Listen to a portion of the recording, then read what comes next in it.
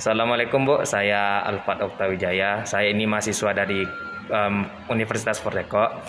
Kali ini saya ingin mewawancarai Ibu mengenai bagaimana perawat mempersiapkan pasien atau klien untuk melakukan pemeriksaan penunjang.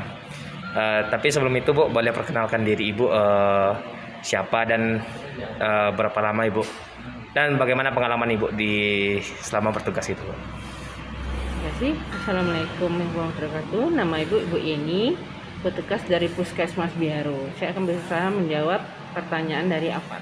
Persiapan yang pertama itu persiapan pasien dengan datang ke poli pengobatan Puskesmas Biaro. Setelah di anamnes pasien itu maka diperiksa. Sesudah periksa, makalah kalau seandainya hasil pemeriksaan membutuhkan labor, makanya kita cek labor. Misalnya pertama dengan keluhan pasien, anamnes pasien. Keluhan pasien itu apa? Nah, dengan alasan pasien, dengan keluhan pasien, penyakitnya, baru kalau kita belum meragukan diagnosanya, maka kita akan melakukan cek penunjang, diagnosa penunjang. Nah, untuk menegakkan diagnosa kita butuh labor, maka kita cek labor. Kalau dari hasilnya dia ada terindikasi gula, hipertensi, pusing misalnya, ada keluhan kram misalnya, bisa kita cek labor. Misalnya kalau dia gula, misalnya dia penurunan berat badan drastis, langsung makan, sering BAK gitu kan, haus-haus, habis itu kencingnya, urinnya dikerebutin samot. Itu salah satu cek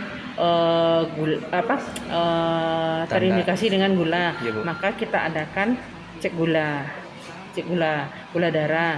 Habis itu kalau seandainya dia pusing, kram tangannya, suka mengenggam, itu ada kedua kemungkinan kolesterolnya tinggi atau dia asam urat atau rematik. Makanya kita cek labor penunjang untuk menegakkan diagnosa ini, dia asam uratnya tinggi, kolesterolnya tinggi, dengan ciri-ciri keluhan pasien.